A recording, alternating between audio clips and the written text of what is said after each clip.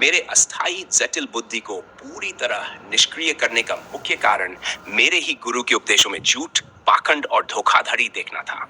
जबकि वे दावा करते थे कि उनके पास वो चीज है जो पूरे ब्रह्मांड में और किसी के पास नहीं थी। ये कैसी चीज थी जिसे कोई भी सरल, सहज, निर्मल व्यक्ति भी केवल एक सामान्य नजर से देखकर समझ सकता है। गहराई में जाने की जरूरत ही नहीं है।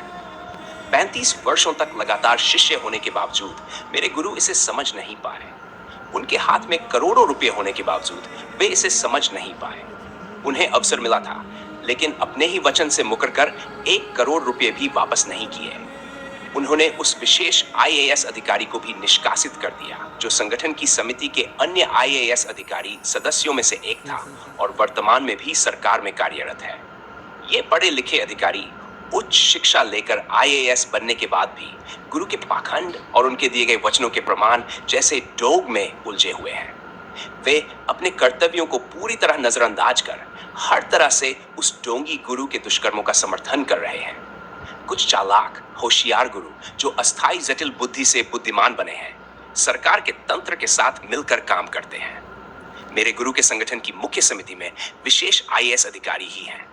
अनपढ़ लोगों को देखकर संगत नहीं बढ़ती। अस्थायी जटिल बुद्धि से बुद्धिमान बने इन चालाक, होशियार गुरुओं के लिए एक पढ़ा लिखा आईएएस अधिकारी एटीसेशन पर अनपढ़ संगत बढ़ाने का काम करता है। यदि यूपीएससी स्तर की शिक्षा प्राप्त करने के बाद भी कट्टरता का अनुपात बढ़ता है, तो यह शैक्षणिक संस्थानों पर भी सवाल खड़ा करता है। यदि आईएएस की डिग्री प्राप्त करने के बाद भी वे धर्म और मजहब से ऊपर उठकर मानवता को नहीं अपना सकते, तो वे अन्य प्रजातियों से अलग नहीं हैं। आईएएस बनने के बाद भी वे अन्य प्रजातियों से अलग नहीं हैं। अन्य प्रजातियां प्रकृति के नियमों का पालन करते हुए मस्त रहती हैं, केवल मानव प्रजाति को छोड़कर, जो अपनी उत्पत्ति से ही कभी संतुष्ट नहीं हुई है। मेरे अस्थायी जटिल बुद्धि को पूरी तरह निष्क्रिय करने का मुख्य कारण मेरे ही गुरु के उपदेशों में झूठ, पाखंड और धोखाधड़ी देखना था। जबकि वे दावा करते थे कि उनके पास वो चीज है जो पूरे ब्रह्मांड में और किसी के पास नहीं थी। ये कैसी चीज थी जिसे कोई भी सरल, सहज, निर्मल व्यक्ति भी केवल एक सामान्य नजर से देखकर समझ सकता है। गहराई में जाने की जरूरत ही नहीं है। 35 वर्षों तक लगातार शिष्य होने के बावजूद मेरे गुरु इसे समझ नहीं पाए। उनके हाथ में करोड़ों रुपए होने के बावजूद वे इसे समझ नहीं पाए। उन्हें अवसर मिला था, लेकिन अपने ही वचन से मुकरकर 1 करोड़ रुपए भी वापस नहीं किए।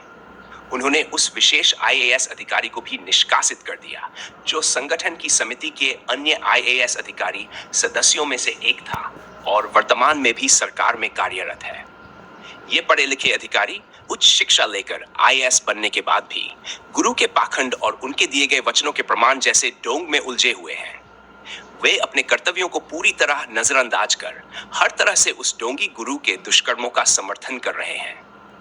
कुछ चालाक, होशियार गुरु जो अस्थायी जटिल बुद्धि से बुद्धिमान बने हैं, सरकार के तंत्र के साथ मिलकर काम करते हैं। मेरे गुरु के संगठन की मुख्य समिति में विशेष आईएएस अधिकारी ही हैं। अनपढ़ लोगों को देखकर संगत नहीं बढ़ती।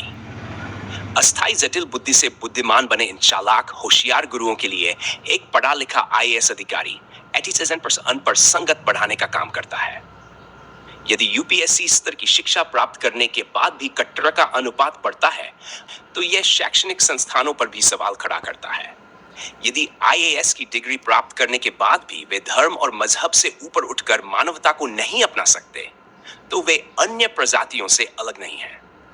आईएएस बनने के बाद भी वे अन्य प्रजातियों से अलग नहीं हैं। अन्य प्रजातियां प्रकृति के नियमों का पालन करते हुए मस्त रहती हैं, केवल मानव प्रजाति को छोड़कर, जो अपनी उत्पत्ति से ही कभी संतुष्ट नहीं हुई है।